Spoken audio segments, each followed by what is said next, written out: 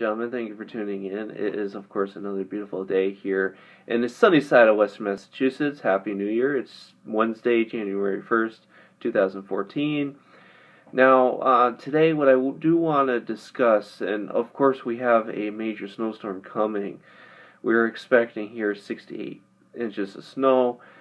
And so if you're around the northeast area, make sure you're being very, very careful because snow does tend to get very, very slippery. It does tend to get very dangerous, especially when you're out driving. So make sure you're careful. Make sure to go as slow as you can if you're out on the roads. So all that good stuff. Now, there's been some information coming out of Fukushima that I believe is to be important and must be reported on. So I'm going to go ahead, do my part, report on it. Now, I've been made aware of some news earlier today that the federal government had ordered 14 million doses of iodine.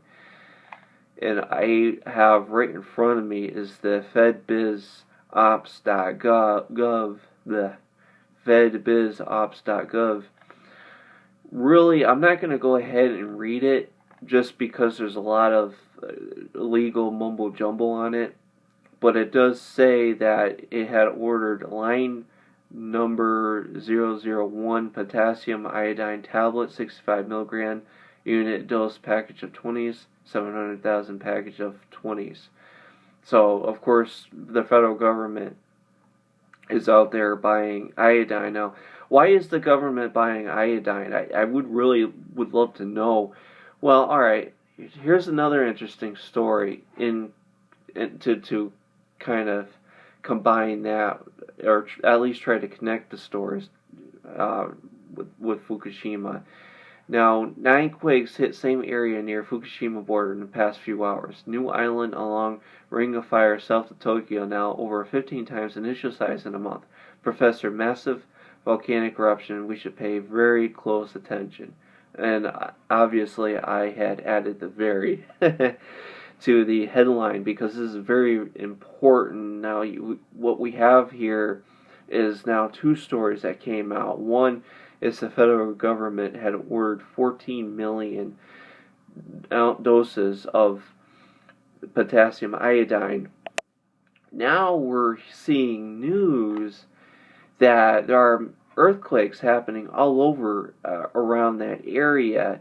Furthermore, there's also a major volcano eruption that is either happening or is about to happen. I'm going to go ahead and pick a random article here, and or a random paragraph. I'm going to go ahead and read it real quick. This is out of the GG Press from E&E News, December 26, 2013. Volcanic fumes some 100 meters high are being emitted by a crater on the island. Keiji Noami, a professor at the Tokyo Institute of Technology's Volcanic Fluid Research Center who took part in the observation, said the volcano is highly active with fumes and lava continuing to increase in amount.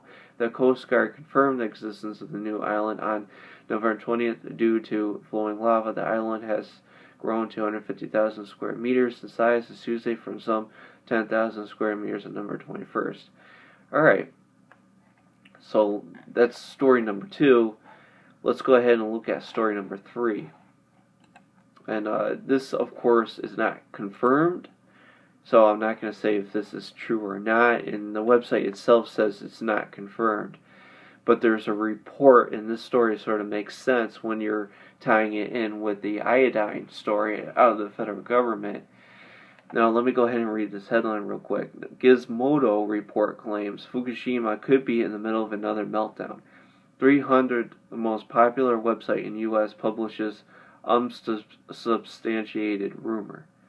Now, of course, before I go off here, this is just a rumor. This hasn't been confirmed, but this sort of makes sense when you tie it into the potassium iodine ordered by the federal government. And this order, according to Infowars.com, you can take them with a grain of salt, but this is what they're reporting, that this is supposed to be fulfilled toward the end of January, early February. And Fukushima possibly going through another meltdown. sort of makes sense that that story is coming out, the potassium iodine in this story. So, and my whole point of this video is that in order to understand Fukushima and to understand what's going on, we're not going to be told the truth by the mainstream media, because they are obviously bought and paid for and are receiving a pretty good check from the nuclear industry. In order to get the full truth, we have to take pieces of evidence, sort of like a jigsaw puzzle. You have to put everything together and put the pieces together. So we have three stories, alright, connected to this one big event.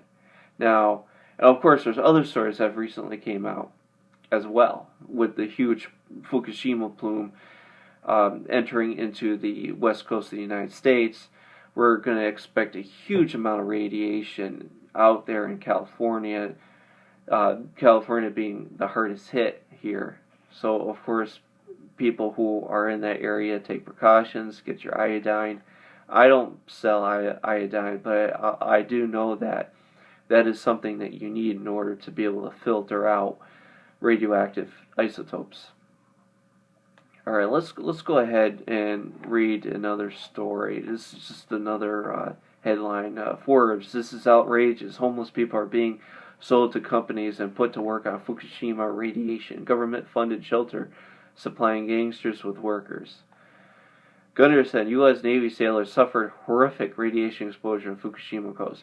Massive government cover-up going on for many years now. Another report that came out was that there was radiation, the highest amount of radiation being recorded ever in Fukushima, and this radiation is strong enough to where it could kill you in under 20 minutes. So this is what is going on. I'm going to go ahead and link you the news. What I'm going to do is link to you the E&E News website rather than just linking the individual articles. You'll be able to find the articles there as well. I will also link to the government document here from the government website. Well, this isn't necessarily a document, but this is just the website asking for offenders to supply the iodine. I'll link that as well. Of course, with the snowstorm, stay safe. Please stay safe. Very, very dangerous out there, and I'll talk to you soon. Bye.